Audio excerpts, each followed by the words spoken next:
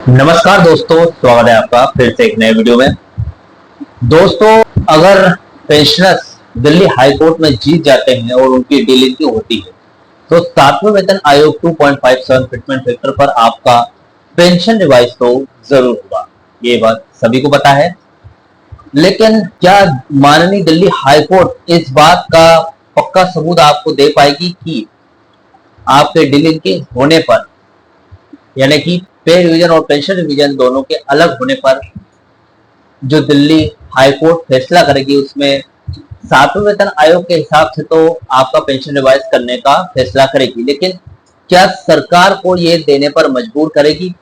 यानी कि 10 साल का एरियर 2016 से लेकर 2026 तक 10 साल का एरियर क्या डोंट ऑब्जर्व पेंशनर्स को मिलेगा? यानी कि कोर्ट खुद इस बात का फैसला करे तो जरूर सरकार इस पर अमल करेगी, लेकिन ऑटोमेटिकली कोर्ट ने बोल दिया कि सातवें वेतन आयोग के हिसाब से 2.57 फिटमेंट फैक्टर के आधार पर बीएसएनएल डॉट ऑब्जर्व पेंशनर्स का पेंशन रिवाइज कर दो। तो क्या इसमें 10 साल का एरियर भी आ रहा है या फिर नहीं? आज इस वीडियो में पूरी जानकारी डिटेल तरीके से आपको देने वाला हूं, साथ में पेंशन रिवीजन कोर्ट केस की स्थिति भी बताऊंगा। जैसे कि मैंने आपको पिछले वीडियो में बताया था, कहा था कि पेंशन रिवाइज जल्दी ही होने वाला है, अगले 10 दिन में उसका अंतिम फैसला भी आ जाएगा। तो इसलिए पेंशन रिवीजन कोर्ट केस पर नजर रखना बहुत जरूरी है दोस्तों। इसी के साथ 23 जून 2026 की एक लेटेस्ट अपडेट निकल कर आई है। उस अपडेट में जो 10वां मेंबरशिप वेरिफिकेशन हो रहा है उसके बारे में है अपडेट। उसमें 10वें मेंबरशिप वेरिफिकेशन कहां तक पहुंचा और क्या स्थिति है उसकी, उसके बारे में बताया गया है, जो मैं आज इस वीडियो में आपको बताने वाला हूँ, और साथ में पेंशन रिवीजन कोर्ट केस के बारे में। तो चलिए, सबसे पहले आप अगर मुझसे जुड़ना चाहते हो तो चैनल पर नए हो तो सब्सक्राइब कर ले। मेरा नाम है सुमित शर्मा। जानकारी यूजफुल लगे तो एक लाइक करके जरूर जाना। चले दोस्तों, बढ़ाते हैं वीडियो को आगे। तो दोस्तों देखिए, पेंशन रिवीजन बहुत जल्दी होगा, इसका फाइनल डिसीजन भी आने वाला है, यानी कि अंतिम फैसला। अंतिम सुनवाई 20 से 21 मई के बीच में हो चुकी है। अब कोई अंतिम सुनवाई नहीं, सिर्फ अंतिम फैसला आने वाला है 25 जून से लेकर 5 जुलाई के बीच में। जैसी भी अपडेट निकल कर आएगी उन दोनों तारीखों के बीच में मैं उस पर नजर रखूंगा और वीडियो बनाकर आपके लिए डेली अपडेट लेकर आऊंगा। दोस्तों देखिए, सबसे पहले समझ लेते हैं कि वो कौन सी अपडेट है 23 जून 2026 की, जो आप सभी को जानना जरूरी है। तो दोस्तों देखिए, अपडेट है make BSNL union campaign material go viral, active participation of RCC member and district secretaries requested. चलिए, 10th मेंबरशिप वेरिफिकेशन के बारे में यहाँ पर क्या बताया गया है वो देख लेते हैं। ये 3rd पीआरसी वेतन संशोधन से कैसे जुड़ा हुआ है वो भी हम जानेंगे। देखिए दोस्तों, इस ताजा सर्कुलर की मुख्य हेडलाइन मेक बीएसएनएल कैंपेन, जैसे कि मैंने आपको बताया, material of go viral, active participation of RCC member and district secretaries requested. इसकी बात करें दोस्तों तो बीएसएनएल एम्प्लॉय यूनियन की चुनाव सामग्री को वायरल करे, सभी सीएसी सदस्यों और जिला सचिवों से सक्रिय भागीदारी का अनुरोध। क्योंकि 16 जून से 15 जुलाई 2026 तक चेंज ऑफ मेंबरशिप पीरियड, यानी कि वोटिंग विंडो की प्रक्रिया खुली हुई है, इसलिए यूनियन ने अपने सभी बड़े पदाधिकारियों, जो भी बड़े बड़े पोस्ट के लीडर्स हैं, उनको मैदान में उतरने के लिए आदेश दिया है। व्हाट्सएप पर महाअभियान चलेगा। अभी सर्कल यूनियनों को निर्देश दिया गया है कि बीएसएनएल यूनियन के पोस्टर्स और चुनावी सामग्रियों को कर्मचारियों के व्हाट्सएप ग्रुप में आपकी तरफ फैलाएं। विरोधी यूनियन की अगर बात करूं, जो बीटीईयू है, पर सीधा वार होगा। पोस्टर में साफ साफ तुलना की गई है कि एक तरफ जहां बीटीयू है जिसके पास कोई ठोस उपलब्धि नहीं है, और दूसरी तरफ बीएसएनएल एम्प्लॉय यूनियन है जिसने घाटे के बावजूद 8 अक्टूबर 2025 को नॉन एग्जीक्यूटिव कर्मचारियों के वेतन समझौते पर दस्तखत करवाए थे। यानी कि कंपनी के पास इतना पैसा ही नहीं है कि 3rd पीआरसी लागू हो, लेकिन फिर भी बीएसएनएल एम्प्लॉय यूनियन ने 8 अक्टूबर 2025 को दस्तखत करवाए, एक फाइल साइन करवाए, और फाइल को यहां तक लेकर आई, यानी कि वो फाइल फिलहाल अभी डोट में है और अफोर्डेबिलिटी क्लोज के कारण अटकी हुई है। अफोर्डेबिलिटी क्लोज कब हटेगा? जब यूनियन उसके लिए संघर्ष करेगी, हड़ताल वगैरह करेगी। अब यूनियन तो मेंबरशिप वेरिफिकेशन में अटका हुआ है, जब तक कोई मान्यता प्राप्त यूनियन नहीं आ जाती तब तक ऐसा ही चलता रहेगा। अब बीएसएनएल एम्प्लॉय यूनियन बोल रही है कि भैया हमने ये किया है, आपने क्या किया है बताओ। फिलहाल ये जानकारी थर्ड पीआरसी यानी कि वेज रिवीजन से किस तरीके से जुड़ी हुई है, देखिए ये चुनावी पोस्टर सीधे तौर पर थर्ड पीआरसी यानी कि तीसरे वेतन संशोधन को लागू करवाने की सबसे बड़ी दावेदारी, अफोर्डेबिलिटी क्लोज को हटाने का दम रखती है ये।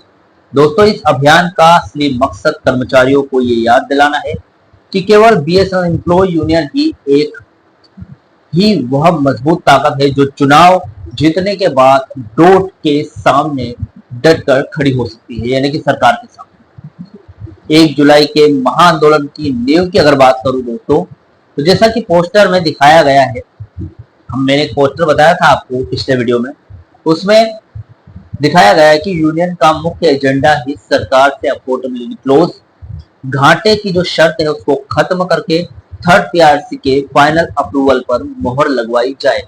1 जुलाई 2026 को होने वाले नेशनल प्रोटेस्ट डे को सफल बनाने के लिए ही इन पोस्टर को वायरल करने का संदेश यानी कि आदेश दिया गया है, ताकि कर्मचारी पूरी ताकत से थर्ड पीआरसी के लिए सड़कों पर उतरे।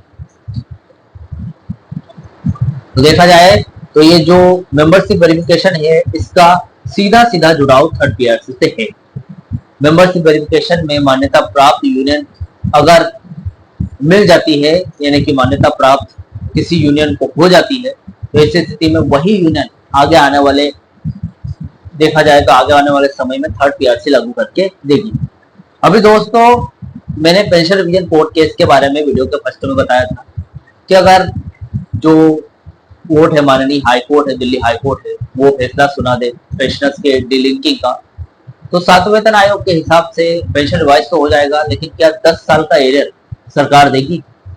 देखिए दोस्तों, सबसे पहले बता दूं आपको, ये सबसे बड़ा और गंभीर विषय है कि अगर दिल्ली हाई कोर्ट में पेंशनर्स पूरी तरीके से जीत जाते हैं और सरकार सातवें वेतन आयोग 2.57 फिटमेंट फैक्टर के साथ पेंशन रिवाइज कर देती है, तो क्या 10 साल में यानी कि 2016 से लेकर 2026 तक जो कि 10 सालों का पूरा एरियर बनता है, जो कि हक है पेंशनर्स का, क्या वो पूरा एरियर सरकार देगी या फिर क्या वो पूरा एरियर पेंशनर्स को मिलेगा?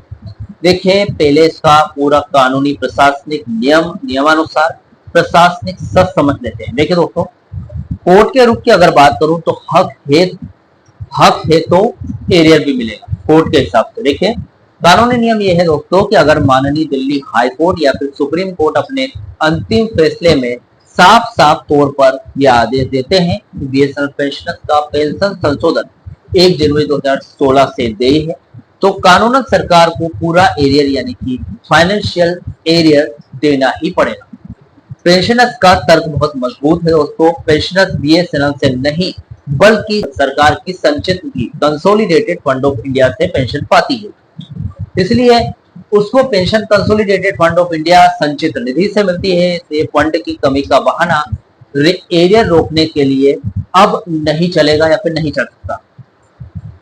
अब इस पर डोट की चाल हो सकती है, नोशनल फिक्सेशन का पेज फंसाएगी डोट। देखिए सरकार कुछ अपनी तरफ से खुद को बचाने की कोशिश करेगी।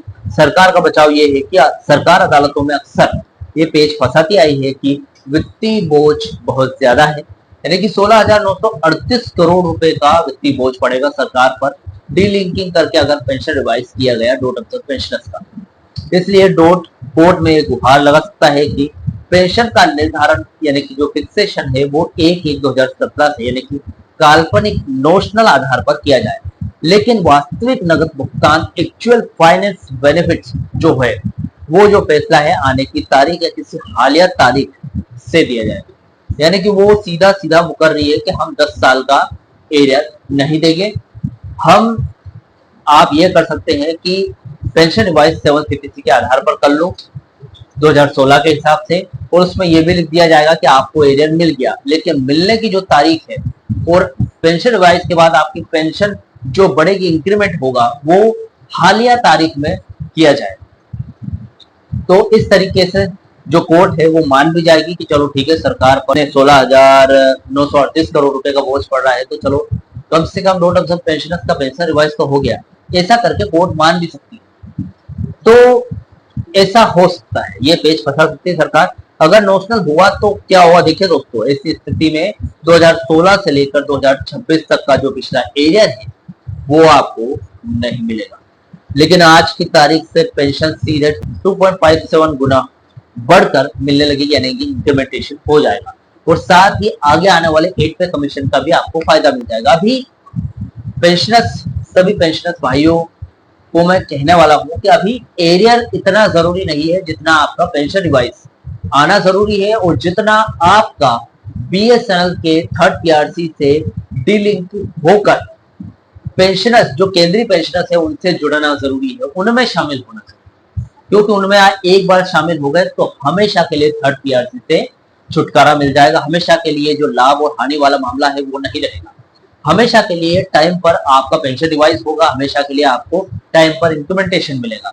और तो और 8वें वेतन आयोग का लाभ भी तभी मिलेगा जब आप 7th पीपीसी में शामिल।